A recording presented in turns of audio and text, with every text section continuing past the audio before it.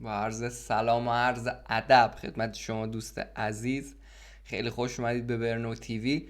عماد باقری هستم، کارشناس مترجمی زبان انگلیسی و دانشجوی ارشد رشته آموزش زبان انگلیسی. بازم میگم خیلی خوش اومدید. رسیدیم به یونیت 5 کتاب Basic Grammar in Use. 2 درس قبلی در مورد Present Continuous صحبت کردیم، affirmative مثبتش، negative منفیش و questions هم سوالیاش. رسیدیم به simple present که مثل قبلی خیلی کاربردیه و خیلی مهم و مثال زده خودش. گفته که I do, I work, I like و etc و غیره. خب بذارید من 1 درجه بپرم عقب که بتونید تصویر رو ببینید. یکم دیگه بیام. خب گفته که 2 تا تصویر داریم. یه تصویر یه خانم آقایی هن که خانمه گفته که we read a lot، ما خیلی کتاب میخونیم. read یعنی خوندن دیگه، کتاب خوندن. a lot هم یعنی خیلی. we read a lot و زیرش نوشته که they have a lot of books، کتابای زیادی دارن اونا و they read a lot و خیلی هم میخونن. دقت کنید اینجا a lot of قبل از یه اسمی اومده، مثلا books یا مثلا microphones، a lot of microphones، ولی a lot بعد از فعل اومده. ببینید they read a lot، نگفته they read a lot of. حواستون خیلی اینجا باشه. و عکس بغل گفته که I like ice cream، من بستنی دوست دارم و he's eating an ice cream cone، داره بستنی قیفی میخوره و he likes ice cream، بستنی هم دوست داره. خب نمیدونم متوجه شدید یا نه، ولی دقت کنید اونجا گفته که they read a lot ولی اینور گفته he likes، نگفته he like ice cream، گفته he likes ice cream. خب نکته اول بریم تا ببینیم چی به چیه. گفته که they read، he likes، I work، ببینید نگفته I works etc. اینا simple present هن، حال ساده به اینا میگیم simple ساده. present هم زمان حال مضارع. خب اومده جدول رو 2 قسمت کرده. یه قسمتش سمت چپ رو داشته باشید، گفته که I view they که براشون فعل آورده، read خوندن، like دوست داشتن، work کار کردن، live زندگی کردن، watch تماشا کردن. یه واچ هم داریم به معنای اسم، معنی ساعت مچی میده، البته اینجا فعله. به معنی تماشا کردن، دو انجام دادن و have داشتن. خب پایین جدول گفته که has she it، اومده read شده reads، ببینید اس گرفته. like شده likes، work شده works، live شده lives، watch شده watches، دو شده، این دوز خونده نمیشه، این داز خونده میشه. دو شده داز وقتی اس گرفته و have شده has، نشده haves، شده has. از این دوتا رو دقت کنید. گفته که remember یاد باشه he works، she lives، it rains. پس واسه simple present، واسه he و she و it فعل یه اسمش میبخشیم، انقدر ما بخشنده ایم. حالا شاید بگید اصلا simple present کاربردش چیه؟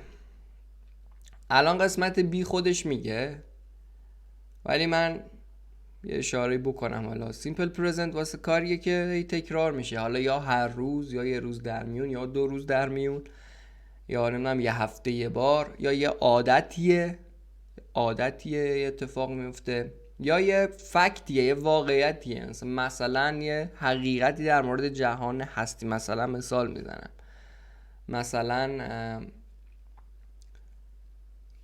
خورشید دور کره زمین مثلا میگرده، این یه حقیقتیه. خب یا اینکه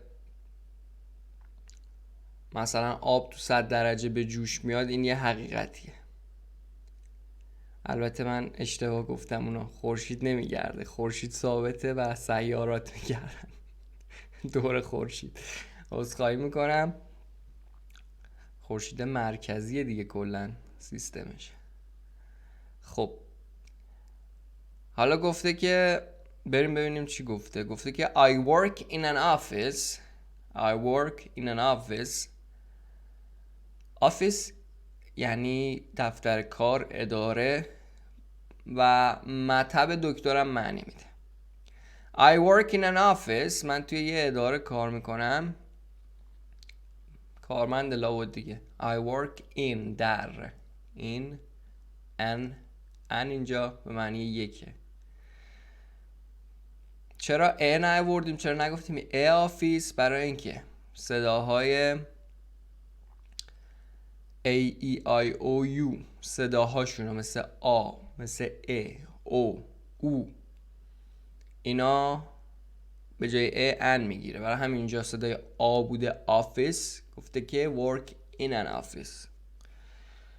بعد اونور گفته که my brother، my یعنی مال من، brother برادر من، works میشه همون هی دیگه، یه آقاییه. هی واسه ریفر کردن، اشاره کردن به یه آقایی به کار میره، یه پسری به کار میره، یه نفر. شی واسه یه خانومی، دختری، کسی. پس وقتی my brother همون هیه دیگه. my brother works in a bank، برادرم توی بانک کار میکنه. گفته که نگید my brother work up، حواستون باشه. Emily lives in Houston. امیلی توی هوستون زندگی میکنه. هوستون زندگی میکنه. her parents، نکته این پرنتو فکر کنم گفتم، حالا یا تو درس بعدی گفتم یا درسای قبلی، فکر کنم همین درس قبلی گفتم. این پرنت یا پرنت اگه اس جمع نداشته باشه میشه یا پدر یا مادر. اگه اس جمع مثل اینجا داشته باشه میشه پدر و مادر، دوتایی با هم. اینجا گفته her parents، her یعنی مال اون خانوم. her parents پدر و مادرش. اگه میخواستیم بگیم مال اون آقا میگفتیم his. واسه اینکه یادتون بمونه بگید مردا مثلا هیزن. his his parents یا her parents live in Chicago. live in Chicago، توی شیکاگو زندگی میکنن. اگه parent بود مثلا گفته بود her parent، یا پدرش بوده یا مادرش، پس میگفتید lives in Chicago. اینا خیلی نکات مهمیه، زود ازش رد نشید. It rains a lot in the winter. It rains a lot. rain بارون باریدن. It rains a lot خیلی بارون میباره. In the winter در زمستان.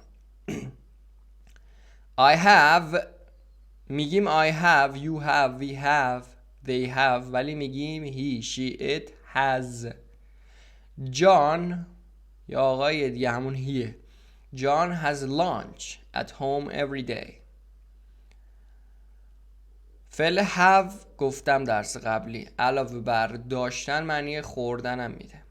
پس اینجا گفته که John has lunch. lunch میشه ناهار. John has lunch. جان ناهار میخوره at home. at در home خونه. every day. every day هر روز. John has lunch at home every day. For spelling see appendix 5. برای نکات تلفظی ضمیمه 5 کتاب ببینید، اون آخر باشه.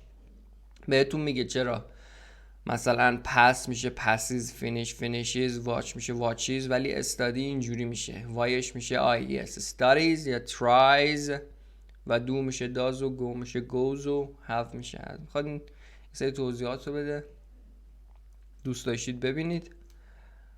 B، قسمت B. We use the simple present. خودش حالا میگه از simple present کجا استفاده میکنیم. For things that are true in general. برای چیزهایی که in general یعنی در کل true واقعیتن، درستن.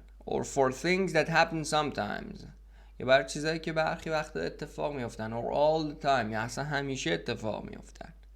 مثال زده واسهتون. I like big cities.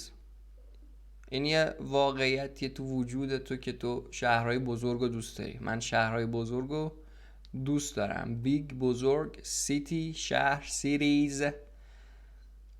این سیتی وای داشته CITY جمع که شده IES سیریز سیتیز. پس این حقیقتیه راجع به تو که شهرهای بزرگ رو دوست داری. Your English is good. انگلیسیت خوبه. You speak very well. خیلی خوب صحبت میکنی. پس این هم دوباره یه حقیقتیه راجع به تو که انگلیسیت خوبه. انگلیسی خوب حرف میزنی. میبینید از سیمپل پرزنت استفاده کرد. Tom works very hard. یه حقیقتی راجع به تام اینه که خیلی سخت کار میکنه دیگه. Tom works very hard. تام خیلی سخت کار میکنه. He starts at 7:30 7:30 که شروع میکنه and finishes at 8 at night 7:30 صبح شروع میکنه و finish یعنی تموم کردن. ساعت 8 شب at night در شب تموم میکنه. The earth goes around the sun. همون چیزی که من بهتون گفته که the earth یعنی کره زمین، سیاره زمین. The earth goes یعنی گفته goes around یعنی دور، sun هم که یعنی خورشید the sun. The earth زمین the sun خورشید. We do a lot of different things in our free time. We do نگفته we does. We do a lot of different things. میگه ما different things یعنی چیزهای متفاوت. different متفاوت thing هم که یعنی چیز کار که ما کارهای متفاوت زیادی انجام دهیم. این در our یعنی مال ما. our مال ما. our microphone میکروفون مال ما. our room اتاق مال ما. in our free time in our time در زمانمون. in our free time در اوقات فراغتمون، زمان خالیمون. it costs یعنی گفته costs. it cost یعنی قیمت داشتن، خرج برداشتن، ارزیدن. it costs a lot of money میگه که خیلی پول میخواد to build a hospital. to build یعنی ساختن یک بیمارستان. a hospital. C always, never, often, usually, sometimes, plus simple present. بچه اینا رو بهش میگن adverbs of frequency یا frequency adverbs یعنی قیود یا قیدهای تکرار. درجه تکرار یه چیزی رو نشون میده. خب always یعنی همیشه. چند تاشو اینجا گفته ولی بازم هستن. always همیشه. never هرگز. often یا often به قول بریتانیا often اغلب.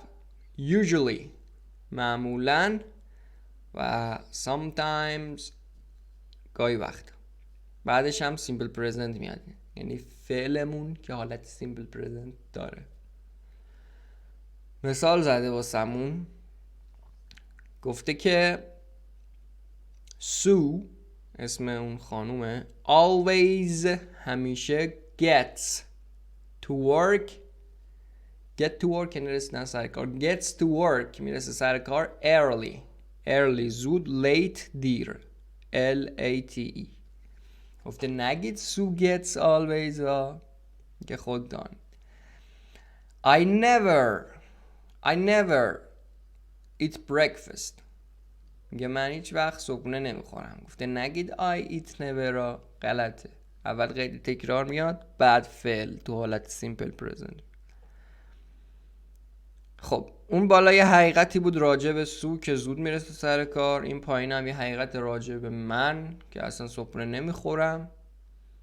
حقیقت کلی راجع به منه. We often sleep late on weekends. ما اغلب میخوابیم. sleep خوابیدن. late دیر وقت دیر. on weekends آخر هفته. ما آخر هفته اغلب دیر میخوابیم. Mark usually plays tennis on Sundays. Mark اسم شخص. usually plays بچه ها اسم شخص هر جای جمله باشه. اولا 2 نکته. همیشه اول جمله انگلیسی شما باید بزرگ بنویسی، حرف اولش. ببینید تمام اینا رو ببینید حرف اولش بزرگ نوشته. I like big cities. ببینید آی بزرگ، آی که کلا همیشه. این نکته سوم، آی به معنای من هر جای جمله باشه بزرگ نوشته میشه. اینو یادتون باشه. و بقیه رو ببینید گفته که تام، حالا اونو ولش کنید. ویو ببینید بزرگ نوشته دبلیو شو. it costs رو ببینید ایتش و آیش رو بزرگ نوشته. این نکته اول. نکته سوم هم که گفتیم آی هر جای جمله بود به معنای من بزرگ نوشته میشه. و نکته دوممون اینه که اسم شخص چه اول جمله باشه چه وسط جمله چه هر جای جمله اولش بزرگ نوشته میشه. اینا حواستون باشه. خب مثلا این مارک اگه وسط جمله بود، مارک usually plays tennis، بازم اونجا این امش بزرگ نوشته میشود. گفته که مارک usually plays، مارک معمولا بازی میکنه plays tennis on Sundays. نکته دیگه واسه روزهای هفته آن میاریم. on Sundays، یک شنبه ها، در یک شنبه ها. آن نگفته این، آن. خب I sometimes walk to work، گاهی وقتا پیاده میرم سر کار. walk راه رفتن. but not very often. but یعنی اما. very often یعنی خیلی اغلب، خیلی زیاد. not very often یعنی خیلی زیاد نه. خب بریم سر تمرینا. گفته که exercises، تمرینات. 5-1 write these verbs with s آخرش یا es.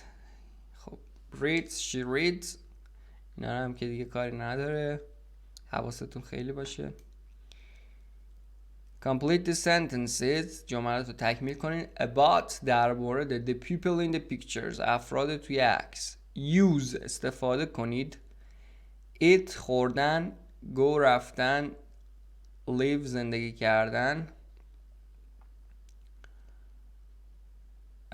play، بازی کردن. و play، بازی کردن. و sleep هم که خوابیدن، sleep. خب تصویر اول گفته که he plays the piano، اون پیانو می نوازه، پیانو میزنه. 5 حل کنیم. to the movies a lot. 5 کو تصویر 5 خانم آقایی هن که گفتن we love movies. ما movie یعنی فیلم، جمعش میشه movies. we love movies، ما عاشق فیلمیم. نکته movies معنی سینما هم میده. go to the movies، رفتن به سینما. پس 5 میشه چی؟ we، یه فعل هم از اون بالا انتخاب بکنیم. we go to the movies a lot. پس go to the movies یادتون باشه کتاب زیاد ازش استفاده کرد. رفتن به سینما، همون سینما میشه، سینما. exercise 3 complete the sentences، جملات رو تکمیل کنید. use، استفاده کنید از boil، جوشیدن، جوشاندن. close، بستن. cost، قیمت داشتن، خرج برداشتن. like، دوست داشتن. meet، ملاقات کردن. یه میت هم داریم معنی گوش میده، اما اون meat meet. open، باز کردن. speak، صحبت کردن. teach، تدریس کردن، درس دادن، آموزش دادن. و wash، شستن. wash the dishes، ظرفا رو شستن. wash the dishes، دیش ماهواره است مثل ظرف میمونه. خب number 1 Maria speaks 4 languages. Maria speaks. ماریا اسم یه خانومیه دیگه. She speaks 4 languages. خب language یعنی زبان. این زبان نه، این زبان میشه تانگ. یاد اون کله پاچه‌ای افتادم، عکس منوش تو اینترنت پخش شده بود. تانگ و زبان نوشته بود language زبان صحبت کردن، اونو بعد می‌نوشت تانگ که حالا مهم نیست، بگذاریم. میگه که یه حقیقتیه راجع ماریا که 4 تا زبان صحبت میکنه. پس ماریا صحبت میکنه 4 تا زبان. 6. Mike's car. وقتی که اسم میاد بعد یه apostrophe میاد بعد یه اسم میاد یعنی مال اون شخص. Mike's car، کارم که یعنی ماشین، یعنی ماشین کی؟ Mike's car is always dirty. ماشین Mike is always همیشه dirty، کثیفه. اینا رو کلمات اگه بلد نیستید گفتم، اگه سطحتون خیلی پایینه دیگه چاره ای نیست، دیکشنری انگلیسی به فارسی سرچ کنید، ولی کنار این درس‌ها لغتتون هم بیارید بالا که یه جور نشه که این بالانس به هم بخوره، گرامرتون اینجا باشه، لغتی اینجا نتونید استفاده کنید از این گرامر، یا برعکسش اینطوری باشه. کنار هم بیاین بالا. گفته که ماشین مایک کثیفه. he never، اون هرگز، این ایت آخرم که برمیگرده به اون ماشینه. he never washes it. wash یه اسم میگیره. he never washes it. 10. Julia and I are good friends. Julia and I are good friends. I like her and she likes me. he or she it اسو یادتون نره واسه سیمپل پرزنتش. چی شد؟ خب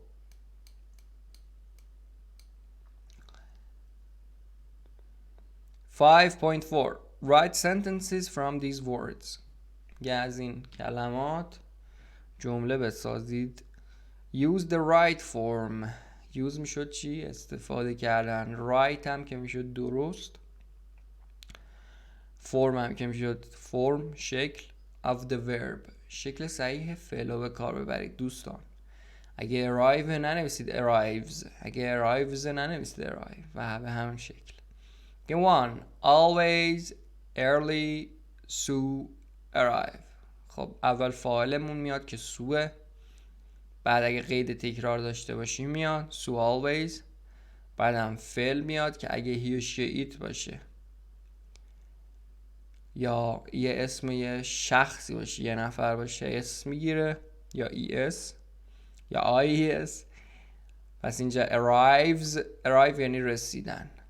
early زود. Sue always arrives early. سو همیشه زود میرسه. 8. Usually dinner، usually معمولا dinner شام. we ما have، اینجا چون که شام اومده معنی خوردن میده، اینجا have معنی داشتن نمیده. at 6:30 چقدر زود شام بخورن، البته بعضی کشورها اینطوری ساعت 6:30. فاعل we، قید تکرار usually. فعل اصلی have، we usually have. چی میخوریم؟ dinner شامو. چه ساعتی؟ at 6:30. we usually have dinner at 6:30. 5.5 Write sentences about yourself. در مورد خودت جمله بنویس. Use always، never، often، usually و sometimes. Use استفاده کن از always و never، often و usually و sometimes که گفتی معنیشو توی خود درس. Number 1. Watch TV in the evening. I usually watch TV in the evening. Watch TV تماشا کردن تلویزیون. in the evening یعنی عصر، غروب. خب خیلی راحته. خب خیلی ممنون که تا اینجا همراه من بودید. خب داشتم میگفتم خیلی ممنون که تا اینجا همراه من بودید. خیلی خوشحال میشم یعنی فوق العاده خوشحال میشم اگه لایک کنید ویدیو رو، کامنت بذارید، نظر، انتقاد، پیشنهاد، سوال کامنت کنید و کانال تلگرام عضو شید، برنو انگلیش BERNOENGLISH برنو انگلیش. و طبق معمول و به رسم عادت ویدیو رو با یه جمله تموم کنیم. گفته که being happy، خوشحال بودن، never goes out of style. go out of style یعنی از مود خارج شدن، کهنه شدن. میگه که being happy never goes out of style، خوشحال بودن هیچ وقت از مود نمیفته. پس خوشحال باشید دوستان. انرژی مثبت میفرستم واسه همتون و خدا نگهدار.